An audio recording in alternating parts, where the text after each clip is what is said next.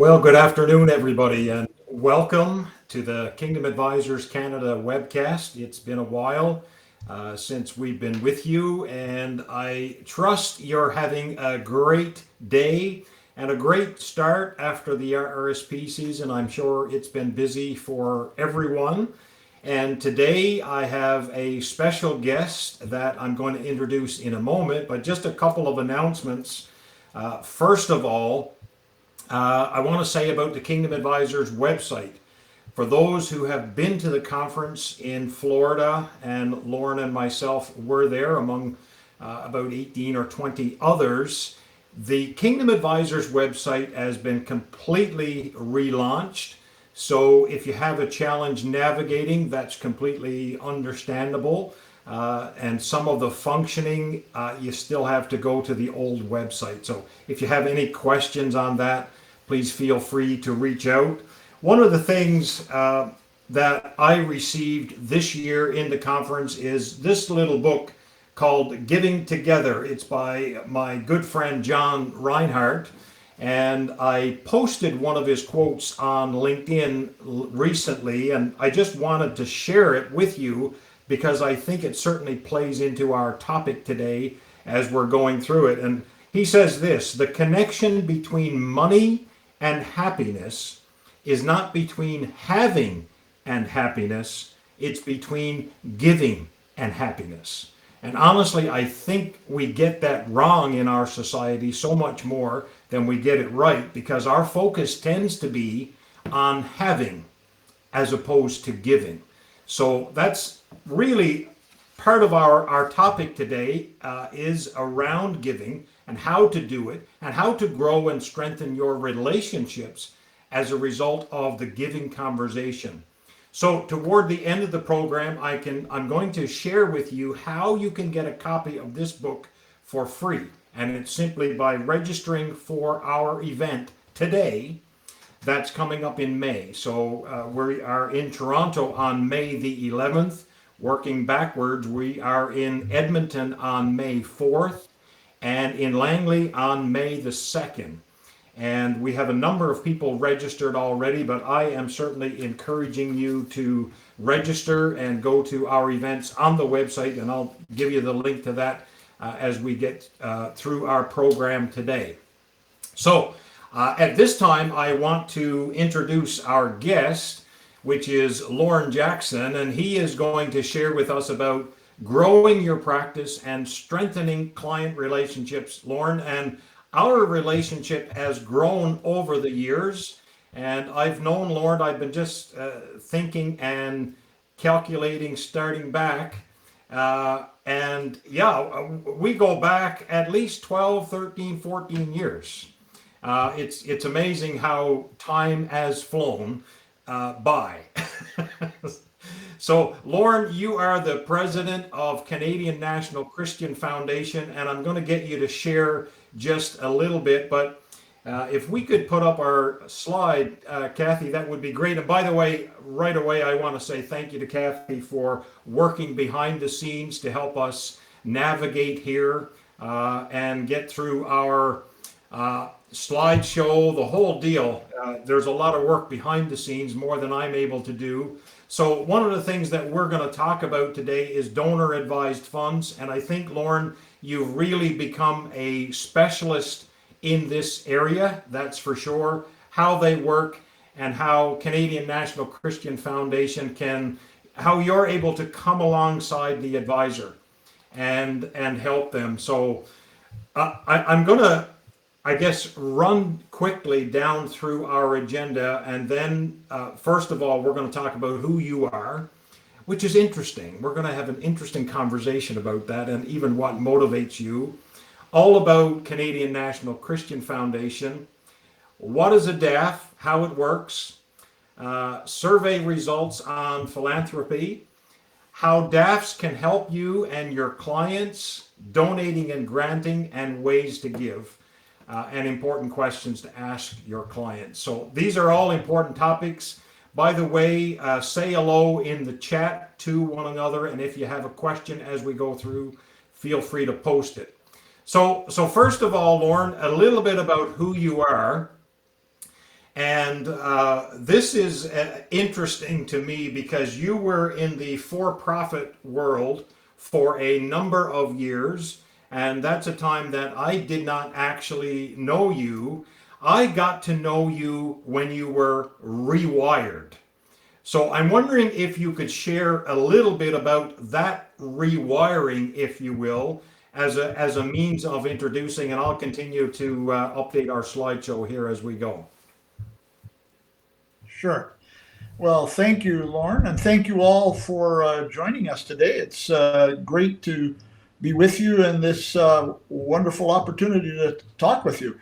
Yeah, I usually joke when I do a webinar, I usually say I've been around this business for over 40 years. And when you look at this old face, you can pretty well tell that it's been around that for a while. In 2001, so 2001, I sold my for-profit company that I had been running. We were a broker dealer, had financial advisors across Canada. Um, God took me into that business at the right time and got me out at the right time. I went into that business in the late 80s. I'd been in financial planning before, but I had not owned my own broker dealer. Went into that in the late 80s, and then things just took off crazy. And we grew from 65 financial advisors to over 1,500 by 2001. And 2001, I sold it to a public company, and therefore got cash and a bunch of public shares. And then I started the Canadian National Christian Foundation in 2002. So I didn't waste too much time in there. And that was actually, I started the foundation with the public shares that I got from the sale of my corporation, and have continued to serve as a volunteer president yet today. I have been doing that now for over 20 years. And I think I've figured the system out. If you do it for free, the board just keeps you on forever. So I don't see, I'm not holding a lot of hope out in getting out of being the volunteer at president at the CNCF. And then, so I am able to connect with your donors.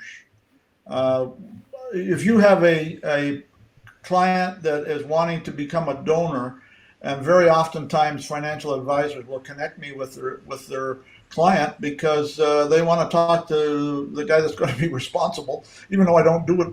I don't do most of it. I just get the blame for it. Hopefully it goes well.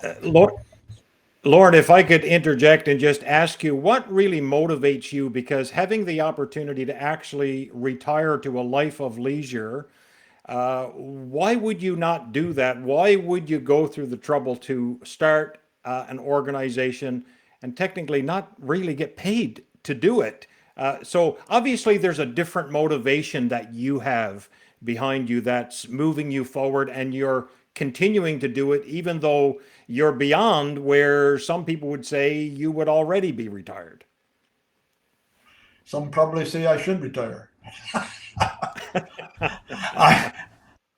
I, yeah, I would say the answer to that for me is very easy. The Lord showed me that I was put in a position financially where I didn't need to have an income, where I could actually volunteer my time. And I felt that in my year off that I took and kind of just prayed about this and asking the Lord, what should I do next? And I didn't think it was going to be a foundation. I must admit that was not what I had in mind, but it's obviously what the Lord had in mind. But as I was doing that, I was pretty clear. I felt from the Lord that I was not to go get another job where I go back into the workforce, even though I would have enjoyed that. I thought it would be fun to do that again, but it became clear to me that that was not what I was to do. I was to volunteer my time because He had put me in a position where I could afford to do that, so I needed to do it. So that's pretty much what it has been. And then the other thing was I did a fair amount of study on in the Bible looking for retirement, and I only found it in one place, and it was actually in Deuteronomy, and it talked about the priests in those days was to retire at 55. Well, guess what? I sold the business and retired at 55, or I call it rewired at 55.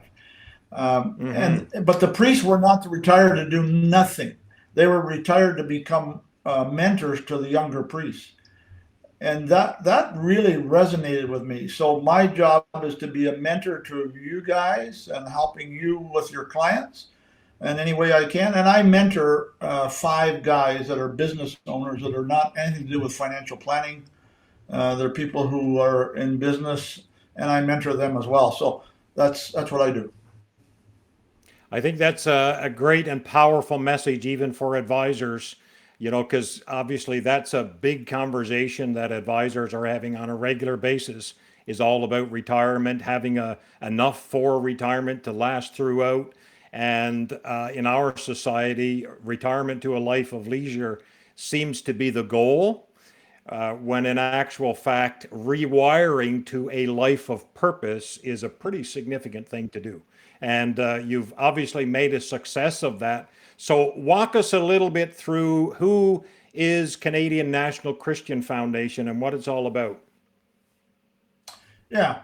I would also just add another thing to what I was when I was talking about why I am rewired. Maybe before we move on to this, and that is that I've watched people who retired to do nothing, and unfortunately, they didn't last all that long. They started having health problems, and all kinds of stuff starts to show up in their life that was not good. And I thought, if you don't have a purpose in the morning to get up, if your purpose is to go play golf, that wears out after a while, especially if you play as poorly as me. I love to play tennis every day, and I do enjoy playing tennis most days of the week. But I would find it very boring if I came home from tennis and that was it. There was nothing else to do except wait till tomorrow morning for tennis. So I like having purpose in my life. So yeah, to answer your question about CNCF, we're a community of like-minded donors advancing the kingdom of God. That's how I would put it. So it's we're a Christian organization. We're non-denominational. So we're one of the few, if maybe not the only, public foundation that's in the Christian realm that has no and never has had a connection to a church denomination or a Christian school or any of those things. We've always been independent, non-denominational organization. And we're federally registered, so we work right across Canada. We are also 70% of the assets we have are actually managed by guys like you that are on this webinar today. It's most of the money we have was brought to us by people like you that had a donor that wanted to use a foundation, and this was a good place to make that happen. And then we're governed by a Christian board that has to sign a statement of faith every year just to remind us what it is we stand for. And I think that's important because it doesn't ever fade then. You don't ever just get in the motion and keep going. And we have actually got some financial advisors on that board. Yeah, that's good. And I think that's significant, the whole Christian piece, because we see more and more foundations who tend to be drifting away from that in our, very secular society. So how will you be able to maintain that, I guess, is an important thing in our world today. Absolutely. Yeah. I might even add that we, this June in our annual meeting, we'll be passing a bylaw that prevents the board, without 100% approval, the board would not be able to ever change the name of the Canadian National Christian Foundation. Because I see Christian organizations and even churches changing their name so that there's really nothing Christian in it. And we're here to serve the Christians. So we have non-Christians who use the foundation and give to secular causes. Yes, we do, but we're primarily for Christian people to use to give to their Christian causes. Awesome. So, Lorne, I'm wondering if you could actually walk us through a little bit more about how a donor advised fund works. Many advisors on the call may be somewhat familiar with it, may have heard about it, but may not necessarily have incorporated that as part of their practice or even their conversation with clients. So walk us through what a donor advised fund is all about, if you would. Sure, sure. Happy to do that. So when a donor contributes to a donor advised fund, there's a good pictorial diagram up there now. The contribution comes into CNCF. When that happens, you'll see number 2 there. We issue a tax credit back to that donor. So they get a tax credit immediately. And then we administer it for them, meaning that we invest that money. So you're the investment manager, very likely. So you're still managing that money. And as a donor chooses to give that out, to grant it out to the charities he or she wants to grant it out to, all we do is notify you. Because, so let's just take an example. Let's suppose you have a donor who has a mutual fund with you, but he says, I don't really need this anymore. I'd like to donate this for a tax credit. So you could have that donated to CNCF, and all that would have to happen is you change the ownership. The ownership moves from John Doe, your client, to CNCF. And when that happens, the day that happens, we kick back a receipt to that donor. And then you would continue to manage now that mutual fund on behalf of CNCF. So not a lot has changed. It may be exactly the same mutual fund, same mix, everything that you had before. And then as the donor wants to give it out, we would be notifying you that, okay, we need $10,000 because the donor wants to give this out to his church or her church, whatever's going on. And you would send that cash to us at CNCF, and we would make that grant to the charity. Now, the neat thing is we have software that allows the charity to set up their own account and pull that money down themselves whenever they want it. So it makes things, and so is the donor's account that way, by the way. So it makes things pretty simple for the donor to be close to their money, to be able to see what's going on, and yet you be able to manage the investment for them. So I guess it becomes simple and a means of getting one receipt for multiple gifts to charities, as opposed to getting multiple receipts and trying to track them this time of the year. I gave this amount to this charity, I still waiting on the receipt. Or maybe you file your taxes and you forget one, right? So this, having a donor advised fund, can certainly avoid that. Yeah, and if you don't, and by the way, guys, if you don't keep track of your giving through the year, I don't know about you, but I never used to. I used to just write the checks or transfer the money back in the day, writing checks all the time. And then an accountant friend of mine said, he said, I always find that some people missed sending me receipts. I said, really? I never ever tracked it. So now I track it all the time. Every year I keep track of what I've given to, how much I've given, etc. And every year I have to go back after some charity that I never got the receipt for. So it's worth tracking. Yeah.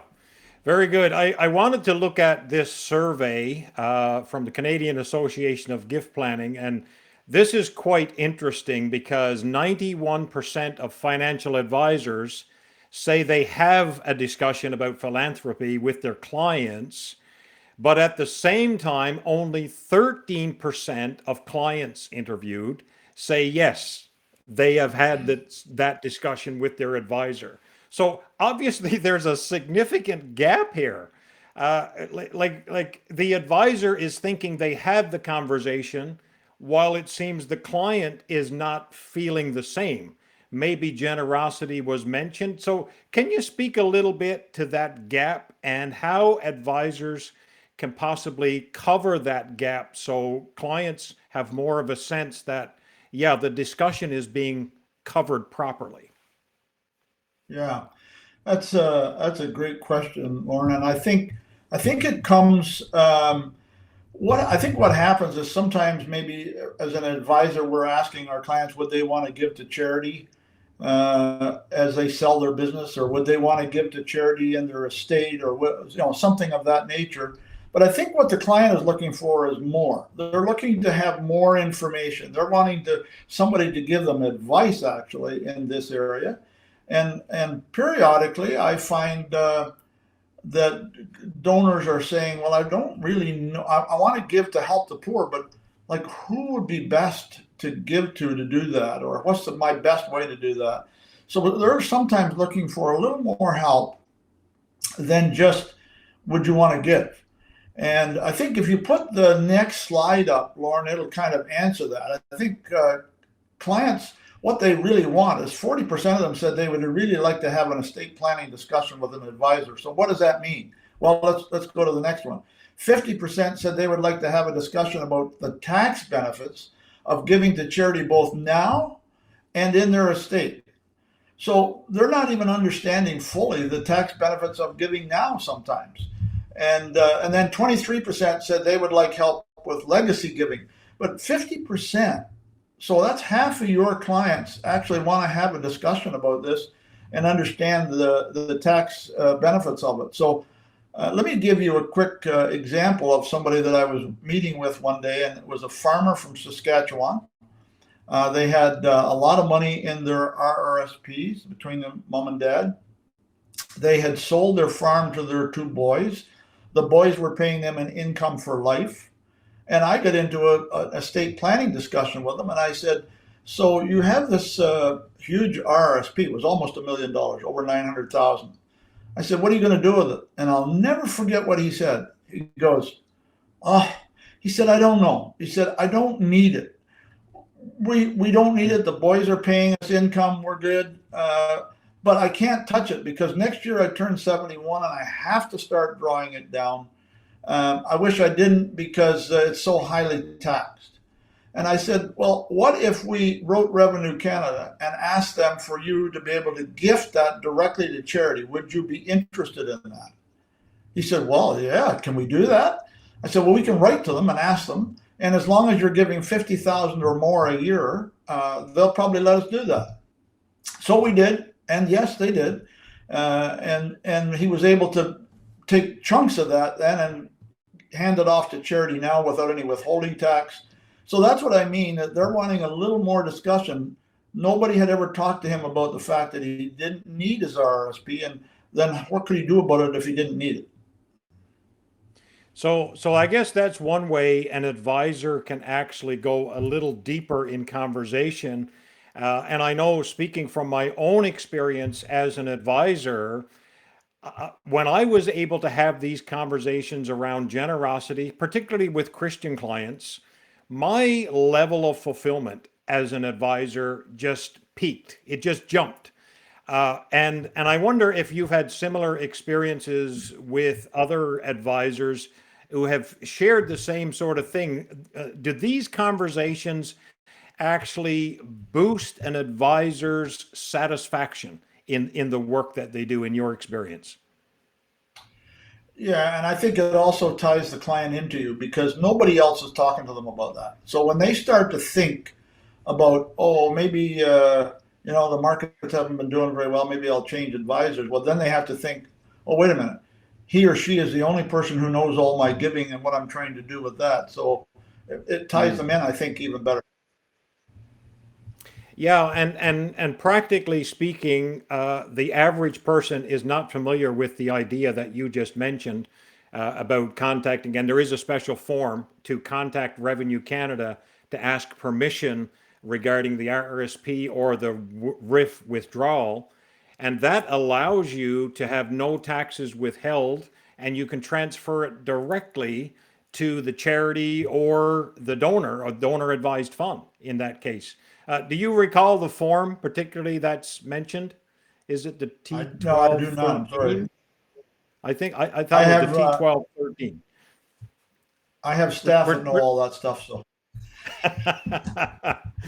Very good. So obviously there are advantages to the advisor for having these conversations, and I think you've mentioned a couple, but just kind of walk us through some of the advantages. And I've listed the other one, which is the level of satisfaction that you can have as an advisor by having these conversations. But yeah, if you could comment on some of this, Lorne, that would be awesome.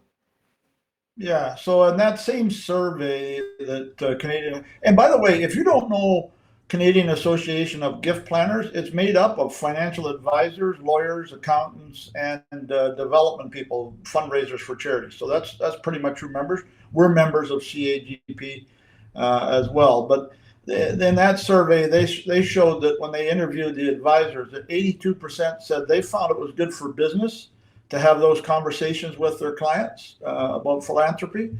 95% agreed that it strengthens their relationship. So everybody realized that once you have that conversation, we have a different level of relationship now than we've ever had before. And 90% say it helped extend business with the client and the client's family and the client's network. So in other words, they got referrals easier because now they were having a conversation that others wanted to have. And no other financial advisor was doing that. It's very rare that that's being done, as we saw, 13%. Yeah, that's good. By the way, in the chat conversation, there is a question about the $50,000, and I don't know if it's actually limited to $50,000. But it is Form 12 T1213. So thank you, Ryan, for sharing that. That is the form that's used for that to get permission. The question, or the answer to the question, Lorne, is they won't do it for less than 50,000. That's pretty typical. They don't want to do it for 10,000 or 5,000. If they're making those kind of exceptions, they want it to be a big number, or they're not dealing with them all one off. So if it's 50,000 or more, and his wasn't always 50,000, it was lump sums. That's all. Right. All right, so let's move on a little bit more on the advantages to advisors here.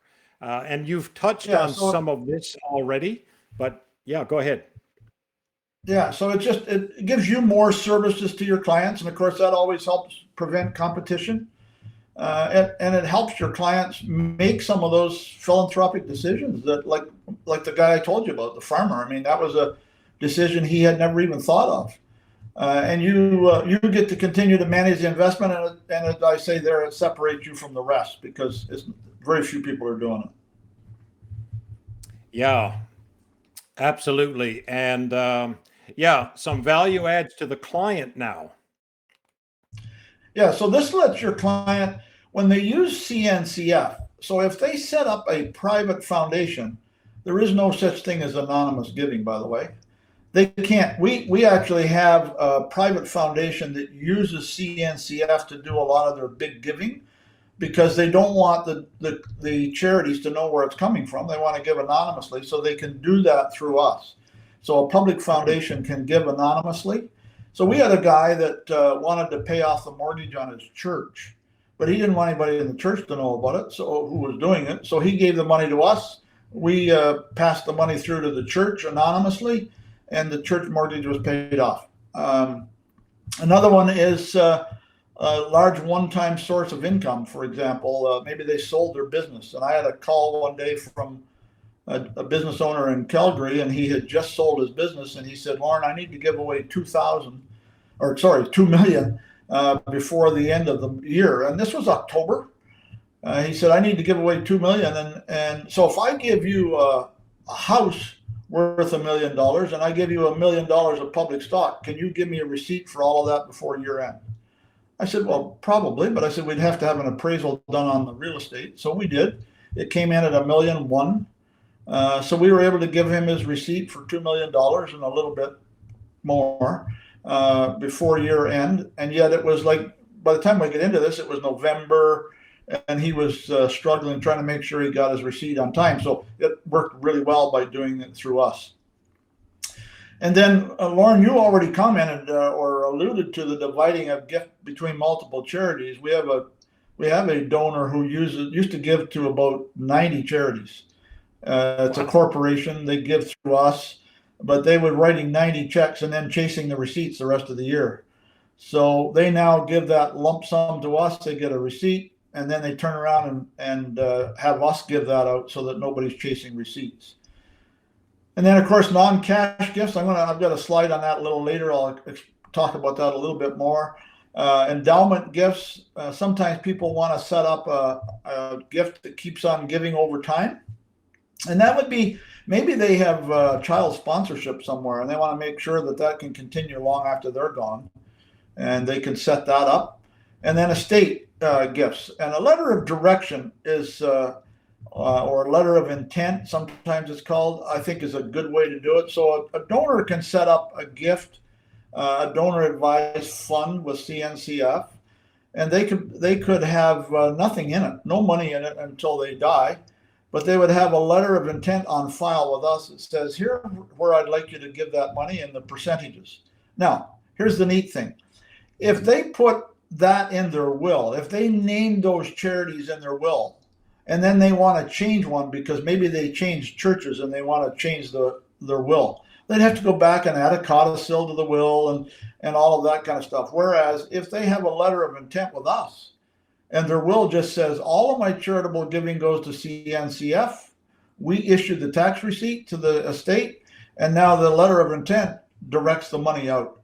So it makes it much easier for them if they want to change who it is they were giving to, that they wouldn't have to go change their will in any way. So those are some advantages to the client, I think, that by using a foundation, and especially using a public foundation.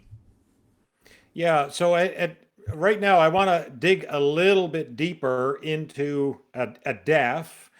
We shorten it up, a donor advised fund. And just to kind of go through this a little bit and how a donor advised fund works, the advantages of it, and so on. So briefly walk us through this. Yeah. So it's pretty simple. A donor can go online, download the electronic form right off the cncf.ca website, and really what you're doing is just setting up a charitable giving account. So it's kind of like opening an account at the bank, except that it's a charitable account, charitable giving account. And then when they put any asset into that, it could be real estate, it could be cash, it could be public stock, sometimes private stock. They then get a charitable tax receipt. And then the donor recommends that we give out of that to whoever they want us to give to. So it's kind of like having a charitable bank account, but you don't have to write the checks. We write them for you. And we don't put any restriction on how fast you can give it out. So the donor is in control of that. A lot of the foundations with the banks and so on, they'll restrict it. They'll say, well, you can give out up to 10% a year, but no more. Or it might be 5% a year. But if a donor says, I've got more coming, I've sold my business and I got more coming, but I want to give, I'd like to give the whole thing out this year. Well, they can do that. We would not prevent them from doing that. So the donor is king. That's the way we look at it. And there is no cost to a donor to set it up. There's no setup costs. They fill out the form and online or whatever, however they decide to do that. And once we have that, their account is set up. And always the way the rules work with CRA is when the money shows up in our account, that's the dollar value and the day the receipt is issued to them for their gift. So this just talks about some advantages to a donor advised fund, I think, that I have seen happening with us, where the family now is involved in the distribution. So we have families who will set up a fund. This is a great way to teach your kids stewardship. There's very little teaching ever happens. When we put money on the offering plate at church, or we give to the Boys and Girls Club, or we give to whatever, very often our family have no idea it's happening. But with this, you could actually put money in a donor advised fund and then meet annually and decide where is that going to be distributed to? What do we give to? We're going to give to the poor. What do the kids want to give to? Some of those kind of things. So I think that is a great way to teach stewardship. There is no the administration of it is free and more flexible than a private foundation. Now there is a fee, annual fee on the fund on managing it, but I know I don't have it in here, so I'll just mention it. It starts at 75 basis points and goes down from there depending on the amount of the money. So if it was the smallest amount of money, it would be 75 beeps. If it's $10 million, it's much less than that. So at 2 million, it starts to drop. Okay, so that's a little bit about the administration, and then funds can be provided. There's a question that came in on that. So hopefully, if you don't feel Lorne has answered that sufficiently, Andrew, you can do a follow-up question. to that, and we'll get to it as well. One of the questions we also have, Lorne, which I think we're going to cover it, is the difference between CNCF and other foundations out there. But just carry on Yeah. for now and come back to that question if you would. Okay. And then I would also just add that funds that can be provided to a DAF through a bequest. I'll just read this to you because if I don't, you're going to read it anyhow. Funds can be provided to a DAF through a bequest with instructions as to how the funds will be distributed, including the percentages and the timing. And it saves executors having to deal with smaller charities and allows for funds to be provided over a number of years to smaller charities for child sponsorship or whatever. So all this is making it easier for the executor. And trust me, having been an executor and now working with executors often, it's a tough job. So anything like this can really help with the executor's responsibility.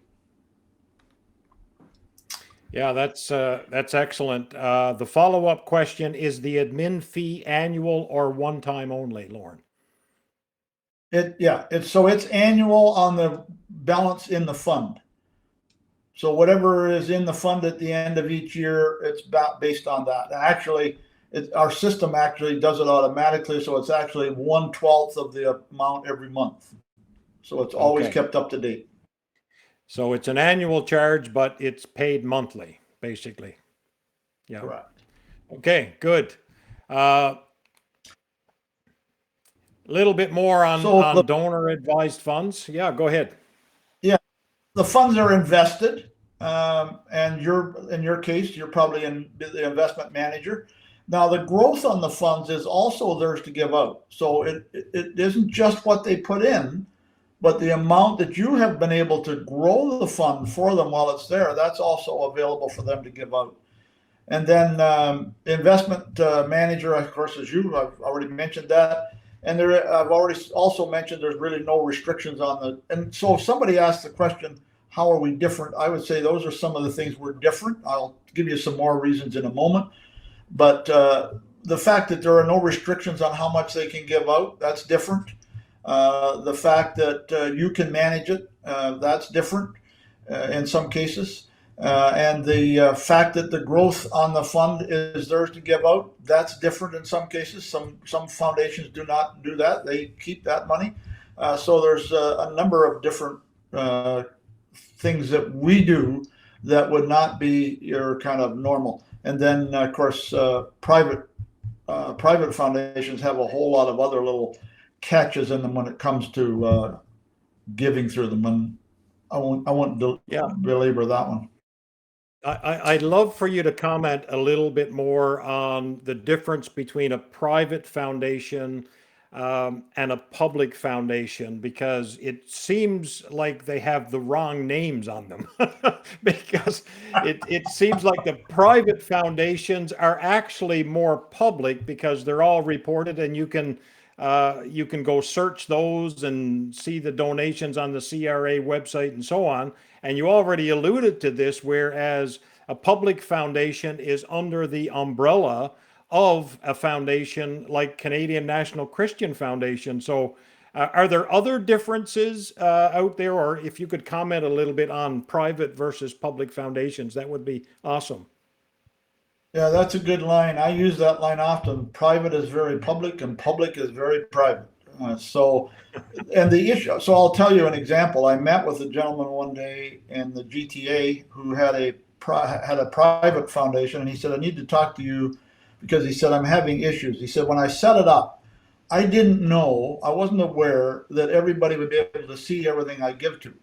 So he said, what's happening is, he said, fundraisers are going on the CRA website and they can see what I'm giving to. And he said, if they see that I'm giving to the poor in Africa and they happen to have an organization that does something for the poor in Africa, now they start harassing me for donations.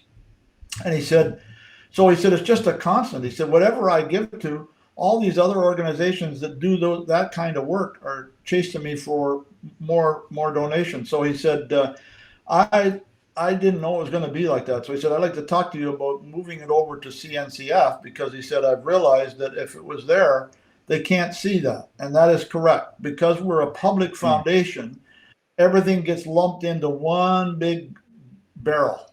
And all they can see what charities we gave to, but they have no idea who the donor was. It just says CNCF. Unless the donor says, I want you to let them know that it's coming from me. But even then, other charities wouldn't see it. Only the charity that got the money. Hmm. So very good point. Yeah, and I guess back to the point of what makes Canadian National Christian Foundation unique, and you've certainly touched on this already. That word Christian is, I guess, one of those things. Are there other differences as well that you'd like to highlight that makes CNCF stand out a little? Yeah, so I would say this one being that it's a Christian board with a biblical worldview. And then, so why is that important? I think that's important because in today's environment, I'm really concerned, Lorne, about what I see happening sometimes in the Christian church, in the churches today. And I say church, I'm talking big C church. But I think for example, we have a donor who's come to us that has a donor advised fund with one of the five big banks. I won't mention which one it is, but that's where it is. And then, so he asked to give out of that. He wanted to do a grant to a pro-life organization, and they notified him they would not be doing that. They wouldn't give to a pro-life organization. I think we're very close to seeing more and more of that happen, and these public non-Christian foundations, secular foundations, are going to be curtailing where you can give. And this guy was very upset. In fact, he's moving his money over to us because he said, and he's got to move it. And there's the other thing you got to watch. So this bank is holding up the money. They're letting him move it a little bit each year, but they won't let him move it all at once. So, and that was in his agreement when he set it up, didn't realize that was there. So I think granting to Christian organizations is going to become more and more difficult if we're using banks and other organizations that are not Christian. I think estate giving, I say giving to like ministry. So let me just run this through for you. If a donor leaves an estate gift and says, I want 10% of my gift to go to Focus on the Family Canada, just as an example. And let's suppose that for whatever reason, when that person passes away and that money flows in to the foundation, let's suppose that Focus on the Family Canada, for whatever reason, has withdrawn from Canada. We've had charities that we actually work with in Canada that no longer operate here. So for whatever reason, maybe Focus on the Family Canada is no longer there. It is the responsibility of the board of that foundation to determine something else that would be similar to Focus on the Family.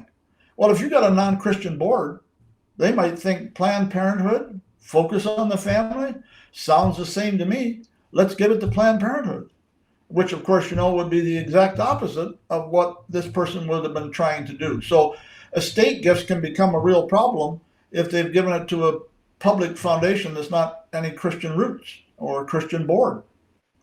And then just a couple other quick things. We have a monthly prayer call. In fact, next Monday morning, our board will be on a call together in prayer, and we do that every month. We have a focus on Christian ministries. If you look at the list of people that we give to, that our grants go to, most of them, by far the vast majority, are Christian. Now we have donors who are giving to hospitals, and they're giving to educational institutions, all kinds of different things that are not necessarily Christian, because it doesn't have to be Christian. We just don't want to be giving to things that are contrary to our Christian faith. And then I would just add the last one, to be able to give to a qualified donee. That means a charity. Charity is a donee that is not counter to the statement of our faith. So that's really kind of just saying again what I had already said. Awesome. So why CNCF? Well, and I'm going to touch on this a little bit more. We're coming down to the end here, folks, but I'll touch on this one a little bit more in future webinars that we'll do. But we have a partnership with an organization called Trust Bridge Global, which is actually out of Switzerland. And we have an agency agreement with them that allows us for a donor to be able to give money to CNCF and pass it through to their charity of choice in another country. And it's all across the world, actually.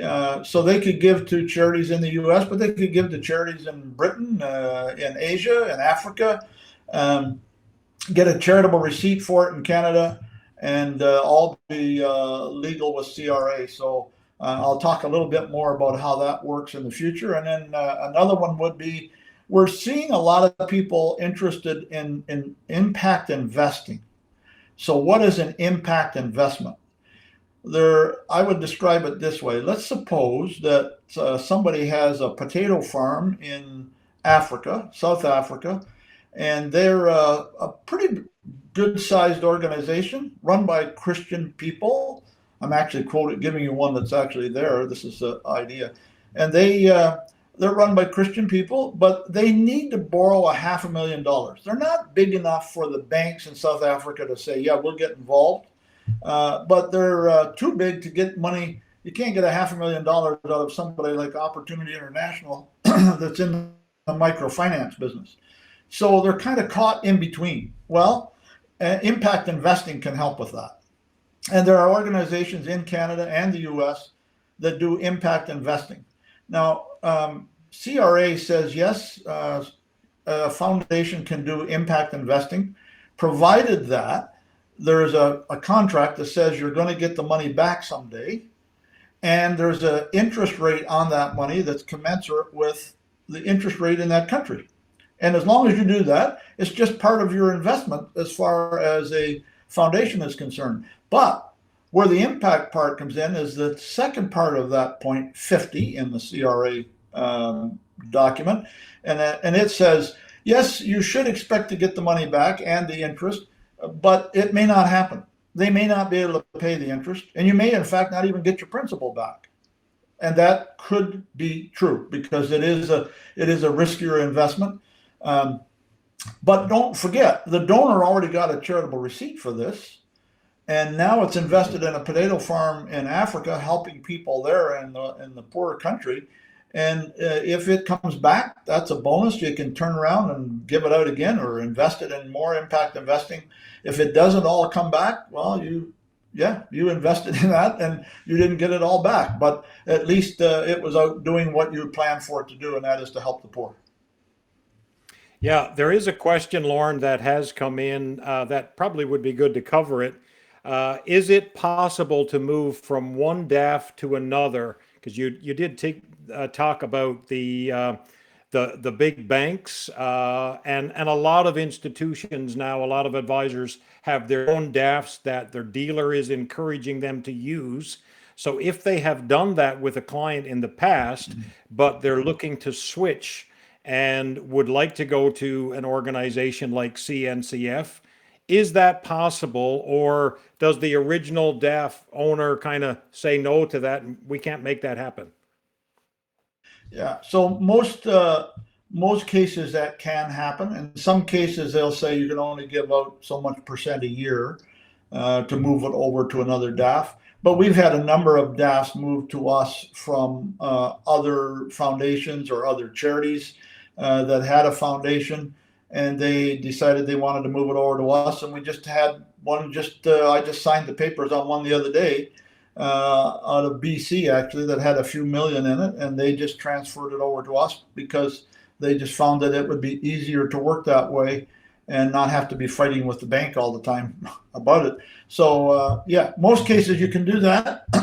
Pardon me. You'd have to check what the documents say that they signed when they got into it, but it's probably possible. Yeah, and the slide I had up previously talked about anonymous giving, and I think we've covered off that pretty well. The ability through a donor advised fund to give without your name attached to it. Some giving funds or opportunities to give, if you want to touch on that. I know advisors are going to be pretty familiar with most of these, but if there's a comment you'd like to add in, Lorne, feel free to do that. Yeah, I would encourage you to just move to there's a slide called Ways to Give. Let's move to that one. It's down a few slides. Yep. There we go, that one. So some ways to give cash. You just the donor can do this all online. Direct deposit into the CNCF website. So everything is, people aren't writing checks anymore, and I'm sure you know that, but they're just doing e-transfers of millions of dollars into our account, and they get a receipt. So, and the same thing is, as I said earlier, they will then have a portal on our website that allows them to see what's going on with their investment that they have in that donor advised fund. And they can go right on that portal and say, I want to give that to my church, or I want to give that to a charity, and here's the amount I want you to give. And it's all pretty much seamless for them to do that. In-kind transfer, if you just go to the next one, I think you guys probably know this one, but I'll run through it just quickly if I may. I know we're running out of time here. Let's suppose you had some Apple Canada stock. And on the left-hand side, you see that it's worth $100,000. You paid $25,000 for it. If you were to sell that stock and give the after-tax amount to charity, this is what it would look like down the left-hand side. So there'd be roughly $16,875 of tax, capital gains tax, and the charity would get $83,000. Whereas, as you know, they could have given the public stock directly to charity, and if they did that, there would be no tax. The charity gets $100,000, and here's the neat part: the donor has a receipt for $100,000, not just 83, and you can use that against other income. So, just giving public stock, I always tell a donor, if you have a choice between giving cash or public stock that's appreciated in value, give the stock every time. Awesome. And we are running low on time. So if you have a question, I would encourage you to put it in the chat box. We've just got a couple of more slides to cover, and then I have an announcement that I want to make at the very end. But yeah, put your questions in, and we'll get to that. So let's kind of wrap up with this, Lorne. Who's a good prospect for a donor-advised fund? Well, we've kind of covered most of those, so I'm going to ask you to go even further. Let's go to important questions to ask clients. Okay, sounds good. Because this is really where I think the rubber meets the road for you as advisors. So here's some questions you can take down and ask your clients. How important is it to be able to give to Christian causes? That's the first question. Because if they're thinking of using one of the big banks as their because they've got some money there or whatever, or they've been promoted to do that, maybe they want to rethink that one. Because if it's important in the future, I think it's going to be getting much more difficult. But I already gave you an example of one bank that wouldn't give to a pro-life cause. Another one is you may know, or in the future, want to donate private shares. We have a lot of clients that from people just like you that you're doing an estate plan for them, and they've got an estate freeze, and they're looking to give private shares and have the kids buy those shares back out of their DAF. We're doing those quite regularly. That's a good way to do it. So that should say you may now, not no, you may now or in the future want to donate private shares. And then the other question would be, how much legal and financial reporting do you want to do with CRA? If you're setting up a private foundation, you got a lot of reporting and answering to CRA. And by the way, you are really restricted when it comes to giving private shares to a private foundation. So if you're getting into that estate freeze stuff, private foundation is not a good way to be going. So I would just throw that in there. And then another question, would it be preferable to you to have you, the advisor, manage the investment in a DAF for you? Because you've been doing a good job. Every time I ask that question, I have yet to find somebody that wants to move it away from their advisor. So good on you guys that it's that they're thinking that way. But yeah, it could move towards. I would always be encouraging them to continue to use you. Yeah, that's significant and important because asking the right questions to prompt this, and it goes back to what we talked about earlier, that gap between the advisor feeling like, yeah, I've covered the generosity conversation with my client, and yet the client may be feeling this is not covered adequately and they haven't been inspired. Maybe it's because the right questions have not been answered. That's typically the case, isn't it? Yeah, exactly. Just one thing. We don't need any more slides. I would just say one more thing. There is no minimum to open a DAF with us anymore. So a person you could have somebody open a DAF with 5,000 or whatever, if they want to do it with their family so that they can be training their kids in stewardship. Yeah, they could do that. So we don't have any minimum on it for opening a donor advised fund. That's awesome, and definitely good to know. We've covered a lot of territory. I will let you know we are going to do this again. Not this exact presentation, but a different presentation. Lorne has agreed to do this a couple of times in the year, and I'm going to announce that in a little bit. But right now, I do want to talk to you about the Redeeming Money Conference. We just had our conference in Florida, in Orlando. Many of you were there. Lorne, you were there. I don't know how it's done, but it seems to get better every year. And I want to springboard into our conference in Canada because I hear from advisors all the time it's a challenging time of year, not a challenging time to get out of Canada because people want to get out of Canada in February. But it's a busy time of the year with our RSPs. If there's any time that somebody is going to walk into your office and write a check, it's February, or make a deposit to their RSP. So I understand that. Our conference is coming up, and if you register today, and here's the registration link, and I will send that out to you, but if you register today for the event, I will promise you that I will bring this book for you, and it's a small study. And honestly, with your Christian clients, this would be ideal to walk them through this study, in essence, Giving Together from John Reinhardt. So I have a number of these that I want to give away. So go on the website and register today. And I will track all those who register and make sure that I bring a copy of that book for you at the regional event. So, and you can see it there. Well, maybe it's in pretty small print, but Langley, BC on May the 2nd, in Edmonton, Alberta on May the 4th, and May the 11th, the following Thursday, we're going to be in Toronto at the People's Church. I'm really looking forward to that. It's a community of advisors in Canada coming together, and that is exciting. All right. And so now for future webinars for Kingdom Advisors, the next time we're going to get together is June the 6th, and we're going to talk about private foundations versus public foundations. And it's interesting, I probed briefly into that today with a question. So we're going to go deeper. And I think that's an important one, certainly to talk about. Then in the fall, September the 26th, gifting real estate and public shares and a few other things, including cryptocurrencies. And then on the 23rd of November, we are going to be talking about the difference between charitable gift annuities and charitable remainder trust. And I'm getting a little bit rusty on some of this stuff because I don't talk about it all the time. So, Lorne, I got to be honest, I'm really looking forward to these sessions together. Anything you would like to add as we wrap up here today? No, I think this has been good. I really appreciated the chance to connect with everybody. And if you have any questions that you want to ask of me, I'm just Lorne, Lorne, at cncf.ca.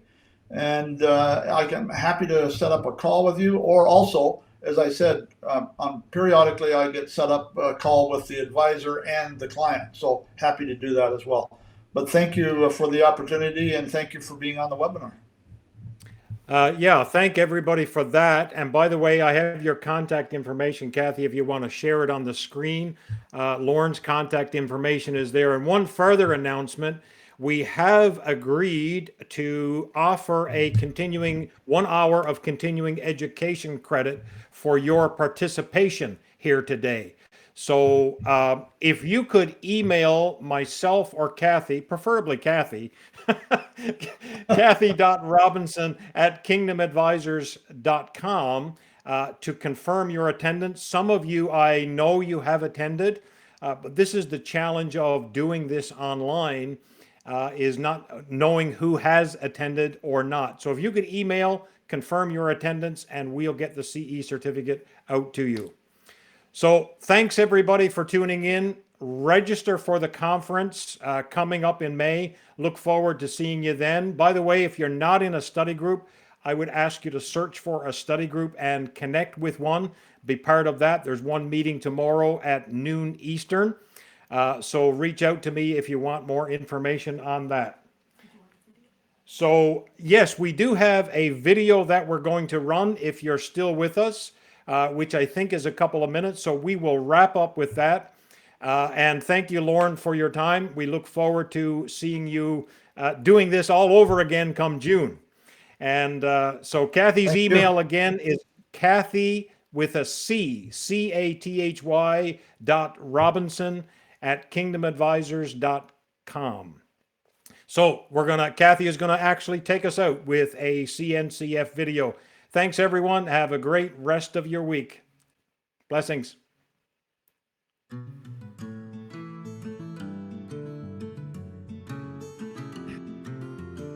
CNCF is helping donors across the nation simplify their giving and maximize their impact. Here's how it works. You contribute gifts of cash, stock, real estate, other non-cash or business assets to your CNCF Donor Advised Fund. CNCF receipts you, and then you advise CNCF when and where to make gifts to your charities of choice. Let CNCF do the work. Here are examples how others have used CNCF to fulfill their philanthropic goals. A couple owns a business. Throughout the year, they write over 90 checks to charities. At year's end, they find themselves chasing down the receipts. Now, they write one check to their CNCF fund, get one receipt for the whole amount, and the foundation then writes all the checks. This gives the couple flexibility to give when, how, and to whom they choose. They can even give anonymously. John had a stock portfolio that he wasn't using for income, and so donated it to CNCF. Due to the favorable tax treatment of giving appreciated public stock or mutual funds, he was able to have excess tax credits that he could then use against other income. Sharon owned commercial real estate, which she sold. There was a huge capital gain, but since the deal closed near the end of the year, she didn't have time to give away over $1 million she would need to offset the capital gains realized. Solution? Sharon deposited $1 million with CNCF, received her receipt, then, when she had time over the coming months and years, she gave to her favorite charities. CNCF can invest your funds into its pooled investments, ensuring continued growth. You can give from that growth or give it away as quickly as you want. CNCF has no cap on what you may gift in a given year. 100% of your fund is always available to give out. Perhaps you have a trusted advisor that you want to continue to manage your investments, including your charitable gifts? No worries. CNCF can accommodate that as well. Here is what one longtime donor had to say. A donor-advised fund with CNCF is an excellent vehicle to plan your charitable gifting without the administrative burden of starting your own foundation. We also like the ability of giving anonymous gifts from our fund. CNCF has been very good in accommodating creative gifting ideas and has been helping us in stewarding assets for the kingdom. Don't delay. You can be part of this global kingdom mission by opening your CNCF Donor Advised Fund today.